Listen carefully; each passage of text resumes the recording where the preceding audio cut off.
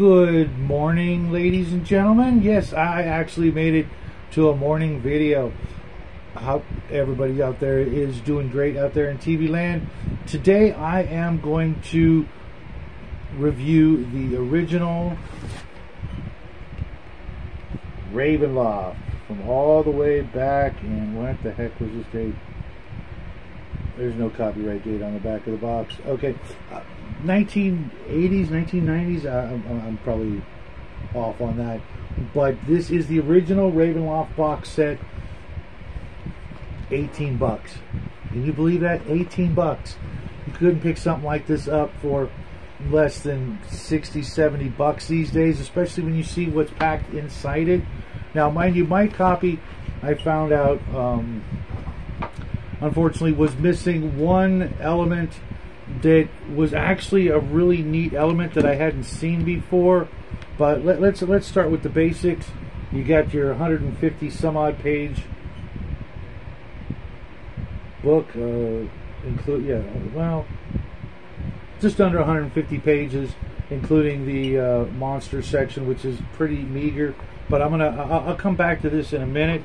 Something that every box set should have, which is a DM screen. If you're into it, a lot of people don't like using them anymore, but back in the day, something like this, especially if you're using any maps of any sort, then this is definitely a must. Kind of simple but kind of elegant at the same time. Then of course all the needed charts, tables, equipment list, altered spells, turning undead, good luck with that. You know the basics, hit saving throws, things like that. It came with not one, not two, not three, but 4 different map sections, and these are all pretty big maps. This is the first time I've ever opened them. Oh wow, that's a really good one. I like when they give you like smaller maps on a map, expanded views of things like that. I don't know which one this one is. This is Glencar, Port Lucine, Sea of Sorrows, and on the other side we've got Ill Luck. I have no idea where that is. Don't remember. I did read the main book. This is the big one though. This is the full map of all of Ravenloft. This one would be the one. If I was going to hang one up, this would be the one. Lands of the Core, the Sea of Sorrows, the whole bit, all the cool places, and then I guess the smaller maps, expand upon the smaller nations of Ravenloft, of which there are like 20 some odd different nations. But there was a clear plastic overlay that gave you, inches to miles kind of thing. I believe I didn't get it, so I don't know what it actually said, but that's what it says on the back of the book. Now there's like 25 of these card sheet. One side is a glorious piece of original Ravenloft artwork with pertinent information on the back sides for the first couple of them. Tables of Terror, Ravenloft cover, and then you get a nice section of visual maps for the players with all the locations statted out sort of on the back. Nothing like hit points or numbers like that, just what's here, what the building is. Very, very handy. Castle Strahd, Drakov's Castle, different estates and other castles. I was just talking about this on Hungar's show yesterday, where I like to, have something, like a castle map or a dungeon map or a city map, so that when players are actually walking, as opposed to fast traveling to a location. Okay, you're at the blacksmith shop. What do you want? Let's get it over with. When I do a town or city adventure or castle exploration or dungeon, I like to have it statted out. I'm not going to just randomly roll that crap up or make it up, because it tends to be very samey and lacking in details. When it's drawn up, you can get a lot more out of it. All the different estates, and each one of these is vastly different from the other, but it tells you all of the cool stuff on the back that players might be interested in. And from what I can tell, these things are, it wouldn't be detrimental to actually hand the sheet out and let them get the lay of the land, assuming they're getting some of this information from passerbys and things like that, to then let me know where they're going to go, because that way they can see, oh well, there isn't a blacksmith shop here, so I'm going to go to the dining hall instead, that kind of thing. Then there's I want to say about a half a dozen cards on different notable personages, mostly families. To be honest, the artwork is kind of crap. I mean, it's not horrible, and I probably couldn't do better, but it just got, the style was just not to my liking. It doesn't even look like old artwork. It looks like modern, trying to look old, but for 1990, what do you expect? Now on to the main book. Unlike the Dark Sun book that I just read, there were all, when it came to like geography, there's a lot more variation, a lot more interesting things. Each of the separate realms has its own border that keeps you in, and the actual composition of each border is vastly different. One might be the typical fog that surrounds many of the areas, where if you go into it, it bounces you back one way or another. It gets you to try to stay where you are. But there are places where it's a wall of fire, a wall of trees, a wall of bones, wall of skulls, things like that. Kind of interesting, definitely to help impose that whole element of fear, because this is supposed to be a horror game. Included in the rules of Ravenloft, in addition to all the things you can and can't do, are the terror and horror rules, which easily turns this into a very similar game to Call of Cthulhu and any other game that's ever tried to beat a horror game. Now, the entire Demi plane of Dread has a lot of different things that don't work, similar to Dark Sun. The gods are less likely to be able to help you. It's harder to get in and out of the place, but it's possible. The summoning type spells and things like that, a lot of times once they show up, they're stuck there and they're kind of irritated because they can't go back home, which is better than not being able to do that at all. The fact that every time you try to do certain kinds of magic, you may very well alert the liege of the Demi plane's individual countries. So if you try doing like a raise dead, which that's something for another story, but if you try to do some of the more powerful spells, you're gonna gain the attention of the leader of that particular country, and they're probably not going to be too happy with you. Turning undead is harder, but there's plenty of it to go around. There's lots and lots of undead. Each of the normal character professions is a little bit different, with restrictions on what they can and can't do. Lots of discussion about werewolves, werebeasts, vampires, and curses. Curses are a really big thing here, as they should be. A lot on gypsies and fortune telling, which is all part and parcel of this sort of horror game in what's essentially trying to be a gigantic version of Romania and Transylvania.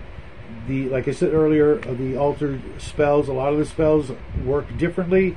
Some don't work at all, and that goes for both cleric and magic user. Of course, this is second edition, so it's the druids are lumped in with the clerics. a couple of new magic items, not too shabby. The way old and familiar magic items might or might not work. If you're an evil magic user and you get some of the evil magic user or cleric items, they actually work like better. So there's that. If you don't mind losing your character eventually to the fact that it becomes too evil.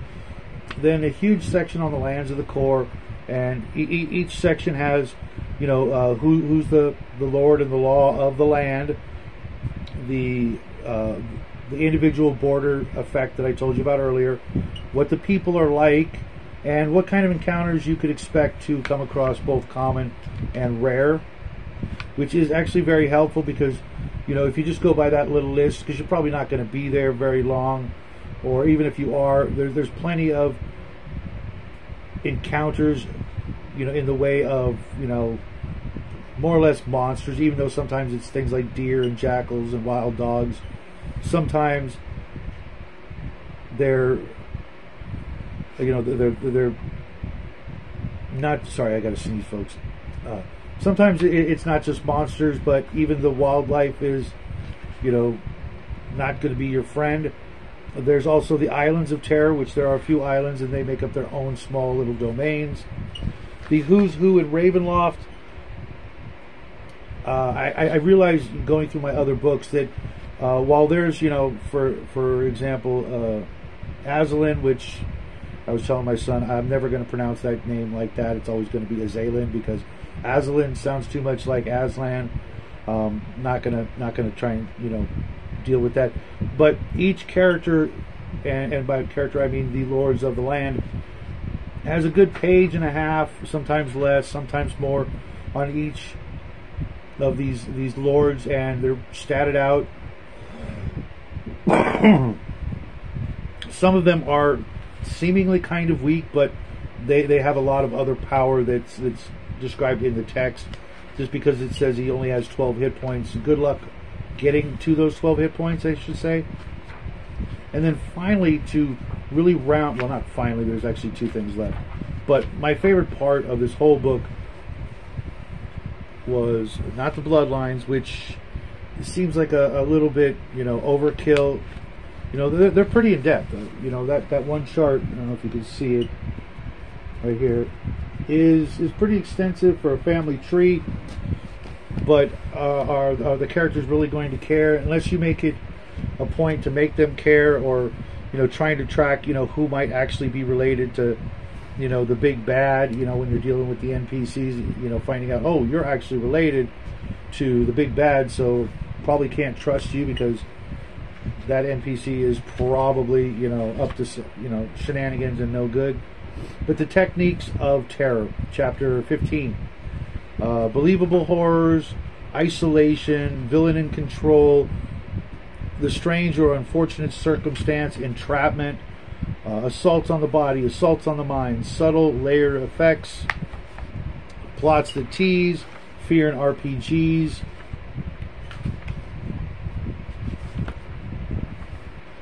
and finally experience points. This chapter alone has more insight to playing a horror game than many other actual horror games and treaties on horror. It's one of the most helpful chapters I've read in a good long time that show a newbie how to pull it off, how to really get your characters invested, your players invested in their characters, and make them worry, because that's about really the most you're going to get, unless you've got players that are afraid of things like spiders and bats and wolves or dogs or things like that, and you constantly throw them at them. That'll set them their nerves off. But other than that, the best you can really hope for is to get them worried about their character and the circumstance, and trying to get out of this particular part of Ravenloft alive, only to dump them into one of the other countries of Ravenloft, which, especially if they don't know that's coming, that's just gonna, relief, and then, oh crap, now we're where are we? And it's some awful place that's got a whole new, fresh hell to torment them with. The monster section was woefully inadequate. A lot of the things were taken right from the original Ravenloft module that I had showed off last week. and they expanded upon it. But I have the Monsters Compendium section, which is the thing I'm going to review next, because there's like 8 monsters here, and each one of them is a full page, when they could have easily doubled that and given us some really interesting monsters, some basics, even statting out the wolves and things like that would have been better than going on and on about Strahd's zombies or Strahd's skeletons. Seriously, you could have put all of them, the skeletons, the zombies, and what was the other one, Nosferatu, all on one page if you just formatted it differently and left out some of the junk that they should already know from either having played the original Ravenloft, having read the book, or read their actual Monsters Compendiums and understood that this is your basic animal, and now we're gonna dial it up to 8 or 9 or 10 to make it scary and indicative of a horror campaign. But on the whole, I'm really digging this one a lot more than Dark Sun. Even though it's just as bad in a lot of ways, maybe even more so, because you're actually going out of your way as it being a horror game to scare them, to make them worry, to frustrate them, and maybe even piss them off a little, which, what good GM isn't capable of that, playing within the confines of the rules. So I'm definitely going to be enjoying the rest of this review, which will last all the way until Halloween.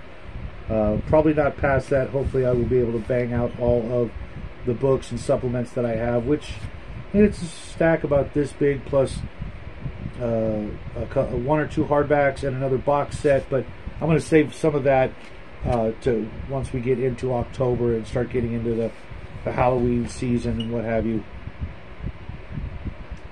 But I do highly recommend this if you're into that thing. If you're into the vampires, the werewolves, the Universal monster movies, the Hammer films, there's not going to be a better time than this year to really revisit or indulge in this sort of thing for the very first time, especially if you've got a bunch of players that are younger and have never seen the old monster movies. Frankenstein's going to make an appearance. The Wolfman, you could throw in the Invisible Man, the Creature from the Black Lagoon. Why not? Bring out some old ones or some deep ones or things like that. It's all going to find a nice happy home here. Pull out all of your old Cthulhu tropes. I'm looking at Teagle Manor down there on one of my bookshelves. Easy, drop that in just about anywhere, and that'll keep your players busy for like a month if you really milk it. But that's it for this review. Again, I'm really enjoying it. I've always been a fan of the gothic horror genre, as well as Universal monsters and all that stuff growing up as a kid. Heck, I'm even going to revisit some of the Abbott and Costello movies if I could find them. Abbott and Costello meet Frankenstein. Come on, guys. It's no-brainer, right? But I'll also be doing some horror movie reviews with Connell and the guys over on the Cigar DM show. And tonight I'll be doing something completely different. With the little guy, we'll be doing a combination unboxing and treasure chest video that's sort of tied together with the Starship reviews that we're going to finish up. This will be the last one we do for this month. I didn't get to all of my Starships, but maybe I'll do a video and I'll lay out all my Starship miniatures. If you guys are interested in seeing those, I'll clear the dinner table off and just show you everything. If it'll all fit, it might not actually fit. And then tomorrow I'll be doing part 2 of my selling on eBay series. So if you guys are interested in making some money on eBay, you have some stuff you want to get rid of, catch that video and hey, maybe contact me, because I'm almost always looking for things that, and you might have them, the things that I'm looking for, and always give you a good price. But that's later tonight, or excuse me, tomorrow I'll be doing the eBay video. Otherwise, I hope you guys have a great day. The weather's starting to turn. I'm breaking out my winter clothes to get ready for that. Heck, I could even wear the hat without sweating like a junkie. So thanks for sticking around. Thanks for playing along. Until next time, happy trails.